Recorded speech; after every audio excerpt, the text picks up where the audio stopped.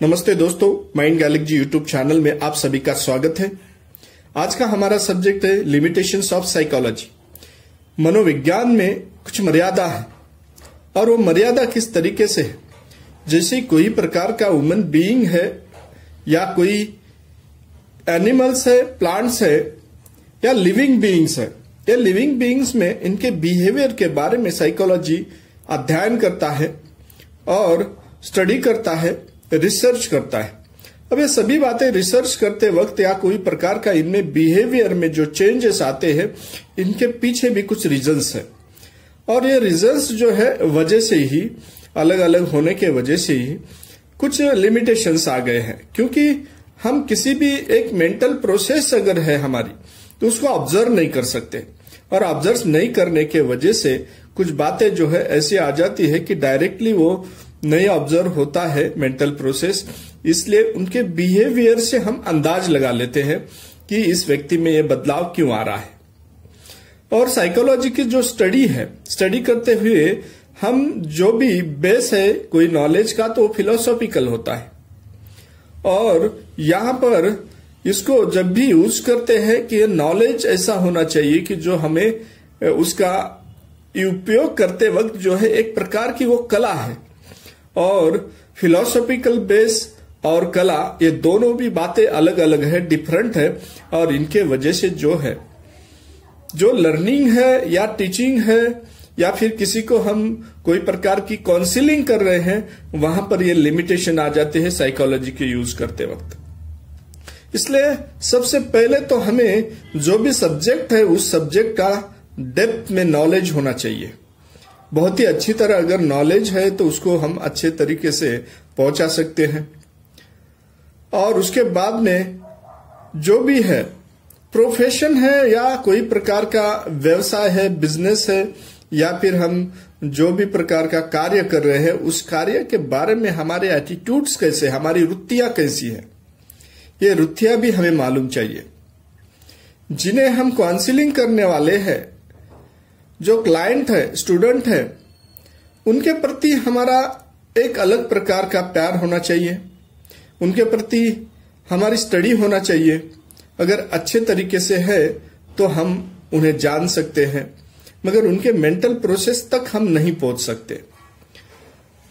उसी वक्त जब भी हम कोई प्रकार के टीचिंग है, काउंसलिंग कर रहे हैं या किसी को कोई मार्गदर्शन कर रहे हैं, तो उस वक्त हमारा खुद का सेल्फ रिस्पेक्ट भी हमें ज्ञात होना चाहिए कि ये सेल्फ रिस्पेक्ट रख के ये सभी बातें करना है। और जो नॉलेज प्रेजेंट करना है उस बारे में कि जो भी आर्ट है, कला है, कौशल्य है, ये कौशल्य भी हमें मालूम चाहिए। तो ये भी हर एक व्यक्ति जो लर्नर है या फिर टीचर है, उनकी अपनी लिमिटेशंस आ जाती है। क्योंकि उनके जो मेंटल प्रोसेस है उसको ऑब्जर्वेशन करना मुश्किल है और मुश्किल होने के वजह से ये लिमिटेशंस आ जाती है। क्योंकि हम उन्हें ऑब्जर्व करते हैं उनके बिहेवियर से। एक्चुअली मेंटल प्रोसेस है, उनमें भी वो कॉन्ट्रास्ट हो सकता है। दूसरी बात यह है कि साइकोलॉजी हमें हमारा इफेक्टिव कोई प्रकार का काउंसलिंग है, टीचिंग है या कोई प्रकार की अगर नॉलेज किसी को प्रेजेंट कर रहे हैं उस बारे में जो है जैसे ही बताते हैं कि टीचर्स हम अच्छे बना सकते हैं, लर्नर्स अच्छे बना सकते हैं, मगर बेस्ट बनाएंगे इसका दावा नहीं कर सकते। अब साइकोलॉजिकल जो मेथड्स है, जब भी हम अप्लाई करते हैं, अप्लाई करते वक्त उस स्टूडेंट और टीचर के बीच में जो भी कोई साइकोलॉजिकल बैरियर्स आते हैं वो कंट्रोल नहीं होते हैं या कंट्रोल रहते ही है, ऐसा जरूरी नहीं।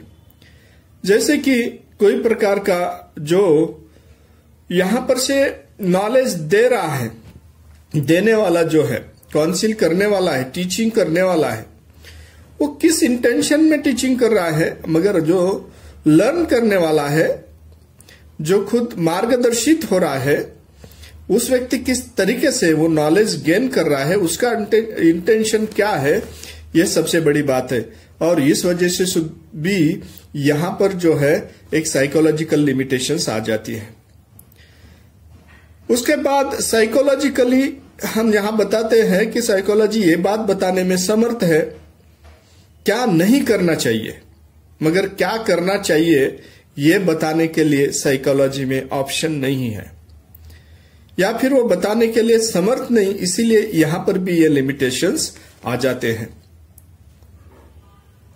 अब साइकोलॉजी कुछ बातें ऐसी है कि हमारे परिवर्तन है, बिहेव है, इसे चेंज कर रहा है, मगर कंफर्म इसी तरीके से चेंज होने वाला है यह बताने की कोशिश नहीं करता, या ये कमिटमेंट नहीं करता कि ये अगर बिहेव है और इस तरीके से इसको चेंज करने में हम बिल्कुल टोटली 100% कामयाब हो सकते हैं, ऐसा बताने का दावा नहीं करता है।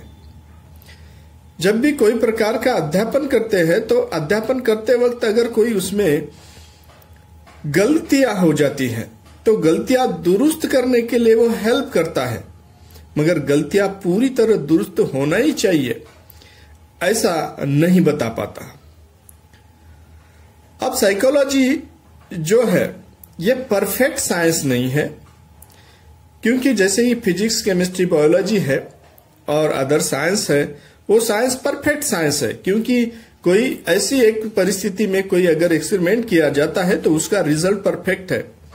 मगर यहां पर साइकोलॉजी में कोई ह्यूमन बीइंग है, एनिमल्स है, अगर उनके ऊपर कोई एक्सपेरिमेंट करते हैं तो एक्सपेरिमेंट करने के बाद उसका रिजल्ट जो है, आउटपुट जो है, पहली बार आया है वो वैसे ही दूसरी बार आएगा ही ऐसा नहीं है। कुछ प्रतिशत तो आता है, मगर कुछ प्रतिशत वहां पर आएगा ऐसा नहीं बता सकते, क्योंकि इसलिए बता नहीं सकते कि वहां पर जो है साइकोलॉजिकल बैरियर्स आ जाते हैं। कुछ ऐसे उनकी जो प्रक्रिया है मन की, मेंटल प्रोसेस जो है, थिंकिंग प्रोसेस है, इसमें कुछ बाधाएं अगर आ जाती हैं तो वहां पर साइकोलॉजी परफेक्टली वहां पर बताने के लिए समर्थ नहीं, वही रिजल्ट, वही आउटपुट मिलेगा ये बता नहीं सकते। इस वजह से ये लिमिटेशंस आ जाती है। साइकोलॉजी में नए नॉलेज जो है, नए तरीके, नए रिसर्च, इनका आज भी अभाव है, क्योंकि उस तरीके से उस लेवल तक बहुत सारी बातें अभी भी उनमें सीमित है कि वो रिसर्च नहीं हुआ है।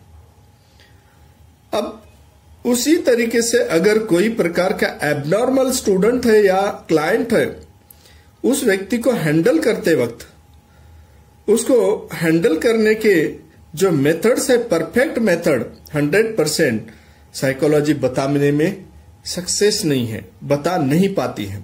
इसी वजह से जो है साइकोलॉजी के कुछ लिमिटेशंस बने हुए हैं, और ये लिमिटेशंस हम यहां पर जैसे ही उनको स्टडी करते हैं तो स्टडी करते वक्त उन्हें यूज करते हैं, या फिर उस वक्त ये मालूम होना जरूरी है कि कौन कौन सी लिमिटेशन साइकोलॉजी में है।